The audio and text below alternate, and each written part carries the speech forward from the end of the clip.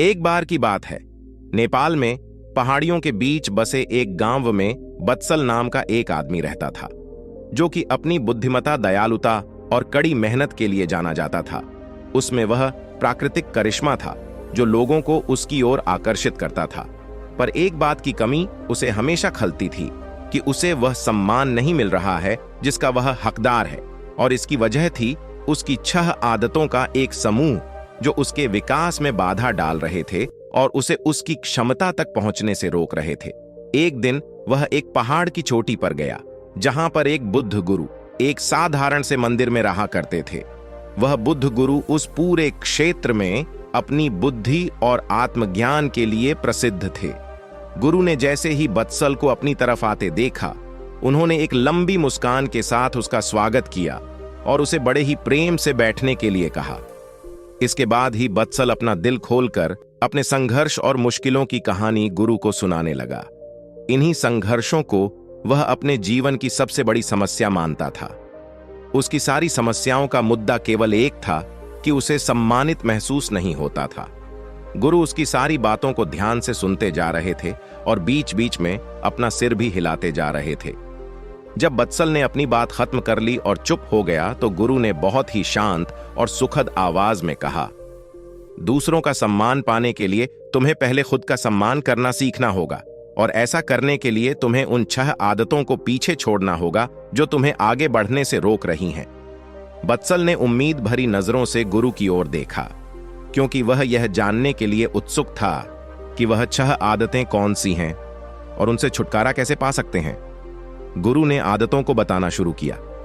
पहली आदत, जो तुम्हारे काम में सबसे बड़ी बाधा है और तुम्हें छोड़नी चाहिए, वह है काम को टालना। अपने काम में देरी करके तुम खुद को आगे बढ़ने और महानता हासिल करने के लिए उचित अवसर से दूर हो जाते हो। काम को टालने का अर्थ है अपनी सफलता को टालना। याद रखो, अगर तुम उस काम को टाल रहे हो तो कोई और उस काम को करके उस सफलता को छीन ले जाएगा और तुम्हारा सपना सिर्फ सपना बनकर ही रह जाएगा। इसीलिए अनुशासन अपनाओ और अपनी जिम्मेदारियों को पूरे मन से निभाओ। दूसरी आदत है लोगों को जज करने की आदत। हम किसी को बिना जाने बिना अच्छे से परखें, उसके बारे में एक विशेष राय बना लेते हैं और अक्सर यह राय नकारात्मक ही होती है। राय बनाने का मतलब है कि फिर हम उस चीज या उस इंसान को वैसा नहीं देख पाएंगे जैसा वह असल में है, क्योंकि हमारी राय इसमें हमारी बाधा बन जाती है और हम उस इंसान, वस्तु या परिस्थिति के मूल स्वभाव को समझने में विफल रह जाते हैं। गुरु का कहना था कि किसी को भी बिना अच्छे से जाने या किसी भी परिस्थिति को बिना समझे हमें उसके बारे में अपनी नकारात्मक या सकारात्मक राय नहीं बनानी चाहिए। तीसरी आदत गुरु ने बताई कि हर चीज के लिए दुखी होना बंद करो। हर परिस्थिति और हर चीज हमारे नियंत्रण में नहीं हो सकती और ना ही हर चीज हमारी इच्छा अनुसार होगी। हमेशा कुछ ना कुछ ऐसा होता ही रहेगा जो हमारी मर्जी के खिलाफ होगा। इसीलिए जो चीजें तुम्हारे नियंत्रण में नहीं हैं और जिनके लिए तुम कुछ भी नहीं कर सकते, उनके लिए दुखी होना बंद करो। चौथी आदत है जलन और ईर्ष्या को दूर करो और तुम्हारे अंदर जो भी शिकायतें, जो भी असंतोष है, उसे भी हटाओ। बेवजह की ईर्ष्या और गुस्सा अपने मन में रखकर हम खुद को ही नुकसान पहुंचाते हैं। इसके कारण हमारे भीतर डर और शंका पैदा होती है, जिससे बुद्धि दूषित हो जाती है और भ्रम पैदा होने लगता है, और भ्रम की वजह से किसी भी काम में सफलता नहीं मिल पाती। इसीलिए जितना जल्दी हो सके खुद को इन नकारात्मक आदतों से दूर करो। पांचवी आदत जिसे तुम्हें छोड़ देना चाहिए वह है दूसरों को दोष देने की आदत। किसी भी गलती का दोष दूसरों पर डाल देना, यह बहुत ही गलत बात है। इससे समाज में हमारी बहुत ही खराब छवि बनती है और हमारा ध्यान गलतियों से सीख कर आगे बढ़ने की बजाय गलतियों को छिपाने और दूसरों को गलत साबित करने में लग जाता है। जब हमारे साथ कुछ अच्छा होता है तो हम उसका श्रेय लेना नहीं भूलते, तो अगर कुछ गलत होता है तो उसका दोष भी हमें खुद को ही देना चाहिए। दूसरों को दोष देना असफल लोगों की निशानी है। असफल लोगों में यह आदत होती है कि वे अपनी असफलता के लिए दूसरों को दोष देते हैं। कभी कभार ऐसा हो जाता है कि किसी और की गलती की वजह से हमारा काम बिगड़ जाता है, लेकिन जब कोई व्यक्ति अपनी असफलता के लिए बार बार किसी और को दोषी बना रहा है तो समझ लेना कि इसमें किसी और की नहीं, बल्कि खुद उस व्यक्ति की ही गलती है। अपनी गलती को मान लेने से हम छोटे या कमतर नहीं बन जाते। इसीलिए अपनी असफलता पर किसी और को दोषी बनाने से अच्छा है अपनी गलती को मानो और उससे सीख कर आगे बढ़ो। छठी और आखिरी गलती है दूसरों से अपनी तारीफ सुनने की आदत। हम दूसरों को दिखाने के लिए अक्सर कुछ ना कुछ नया करते रहते हैं। हर चीज के लिए हम चाहते हैं कि लोग हमारी तारीफ करें, हमारे बारे में अच्छा बोले और हम जो भी काम करें लोग उसकी प्रशंसा करें। अगर किसी बात के लिए हमारी आलोचना होती है तो हम बहुत दुखी हो जाते हैं और इस तरीके से हम लोगों के हाथों की कठपुतली बनकर रह जाते हैं। इसीलिए हमें दूसरों के तारीफ की कोई जरूरत नहीं है और वैसे भी लोगों की तारीफें खोखली होती हैं, जो एक पल में हमें आसमान पर पहुंचा देती हैं तो दूसरे ही पल नीचे जमीन पर पटक देती हैं। इसीलिए हमें लोगों की तारीफ और बुराई से फर्क नहीं पड़ना चाहिए और जो हमें पसंद है और जो हमें सही लगता है वही करना चाहिए, बशर्ते वह नैतिकता पर खरा उतरता हो। बत्सल ने गुरु से कहा, आपने 6 बुरी आदतों के बारे में तो बता दिया, लेकिन पुरानी आदतों को छोड़ना और नई आदतों को अपनाना बहुत मुश्किल होता है। तो मेरा प्रश्न है कि आखिर हमारा मन नई आदतों को अपनाने का विरोध क्यों करता है और नई आदतों को अपनाने का विरोध क्यों करता है और नई आदतों को आसानी से कैसे अपनाया जा सकता है? गुरु ने कहा, ज्यादातर लोग आदतों को बदलने में असफल रहते हैं क्योंकि उनकी उस नई आदत के साथ अवास्तविक उम्मीदें जुड़ी होती हैं।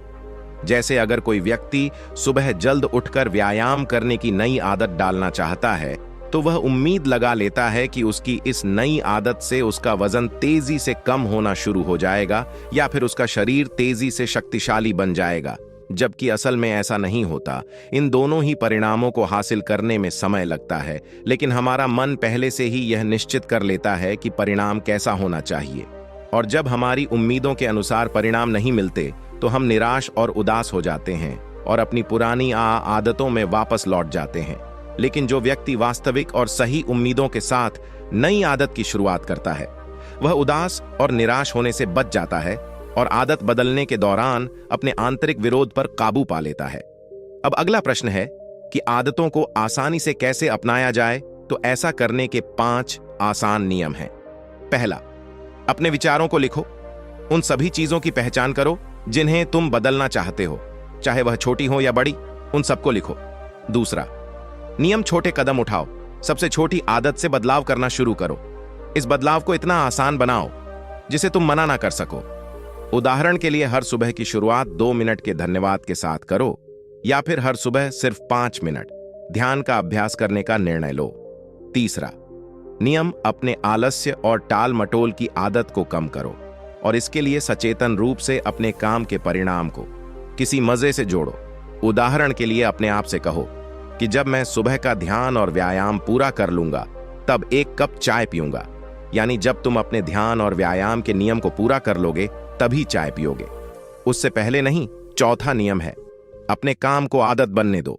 यानी दूसरी नई आदत तब तक मत शुरू करो जब तक तुम्हारा यह वाला काम तुम्हारी आदत ना बन जाए, तुम्हारी दिनचर्या का हिस्सा ना बन जाए। 5वीं आदत है आभार या धन्यवाद का भाव।